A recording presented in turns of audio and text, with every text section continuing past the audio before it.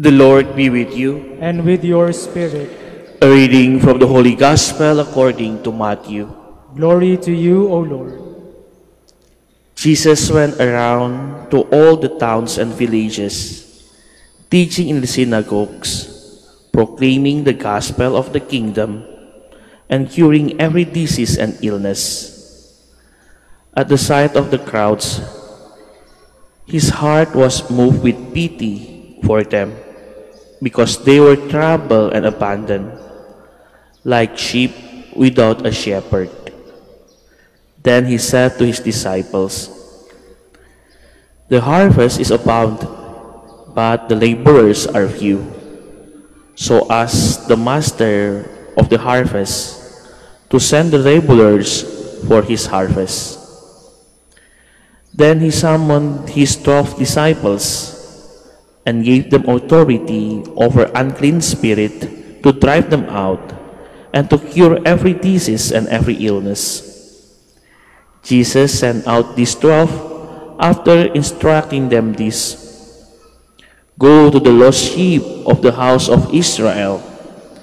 As you go, make this proclamation: the kingdom of heaven is at hand. Cure the sick, raise the dead, cleanse lepers, drive out demons. Without cause you have received, without cause you are to give." Brothers and sisters, the Gospel of the Lord. Praise to you, Lord Jesus Christ. Please be seated.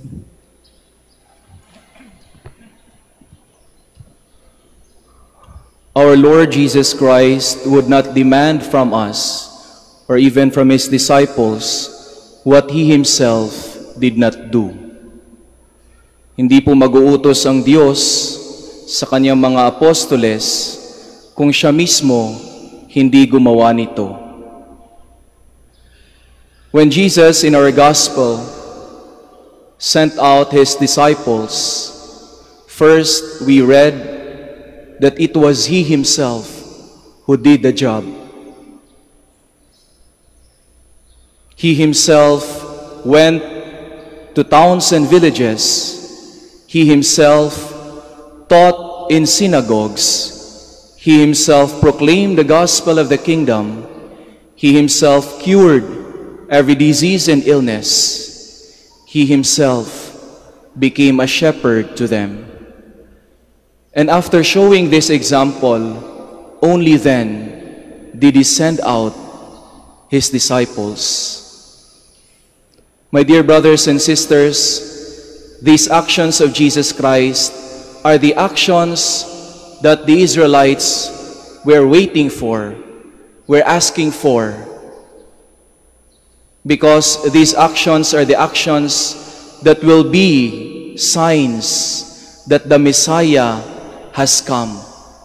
Ito po yung sinasabi ng ating first reading.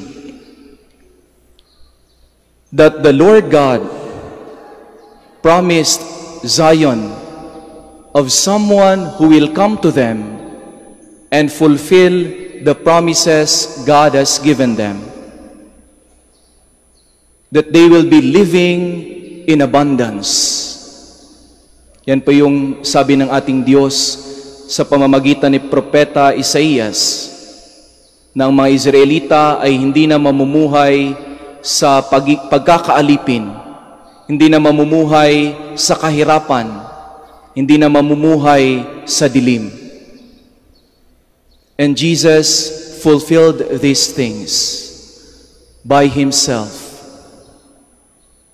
But my dear brothers and sisters, the Messiah has come, and the Messiah will come again, not only to fulfill it by himself, but also for us to truly partake and participate in his life.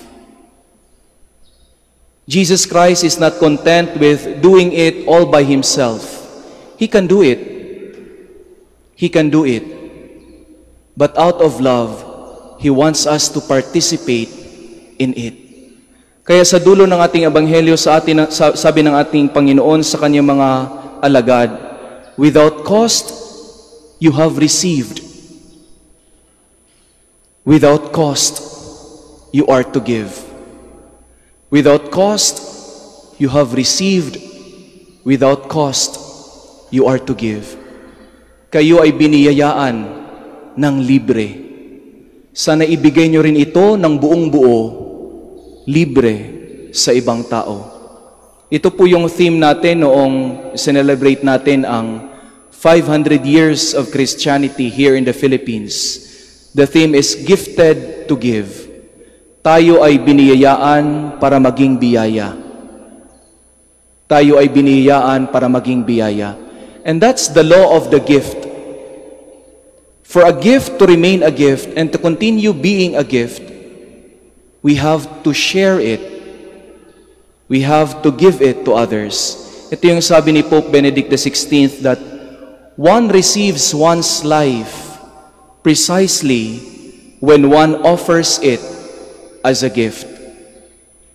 It is an echo of St. John Paul II when he said also, man cannot fully find himself except through a sincere gift of himself. Pero wala pa rin pong tatalo sa sabi ng ating Panginoon, whoever finds their life will lose it, and whoever loses their life for my sake will find it.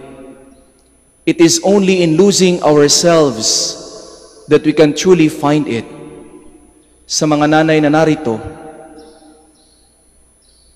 sa mga magulang na narito, sa mga tatay na narito, it is only when you give yourself, your sacrifice, that you can really feel in your heart na naging mabuti kang nanay, na naging mabuti kang tatay, na naging mabuti kang magulang, o sa mga teacher. It is only when you have walked the extra mile, when you can say, I have found myself. In your different professions, it is only when you do extra work for free, when you work not for salary, but for the joy of giving your life for it. Doon mo nare-realize yung kagandahan ng buhay mo, ng trabaho mo. Giving even without cost. Because you have received without cost. Gifted to give. And you know what, my dear brothers and sisters? That's what St. Ambrose did. He received so much. He is a talented orator. He's a talented statesman. He also gave all this up to God. And you know what? Because of him, dahil kay St. Ambrose, na-convert si St. Augustine. When St. Augustine met St. Ambrose, si San Agustin ay nagsimula bilang erehe. Hindi siya kasapi ng simbahan. In fact, hindi siya nabinyagan. But it was St. Ambrose, in his brilliance and in his holiness, in his giftedness, that he empowered St. Augustine to be a gift himself. Nung narinig ni St. Augustine si St. Ambrose, he wrote in his confession that he was so inspired that the words of St. Ambrose pierced his heart. And he realized that he himself also has the gifts, that he himself is the gift. Ngayong Pasko, alam ko marami namang magbibigay at hihingi sa atin ng regalo. But more than the material gifts that we could give, I hope we also make them realize that they are the gifts in our lives. Na sila mismo ang biyaya ng ating buhay. We become gifts and we make others feel and realize that they are also gifts. Just like our Blessed Mother. Just like our Blessed Mother.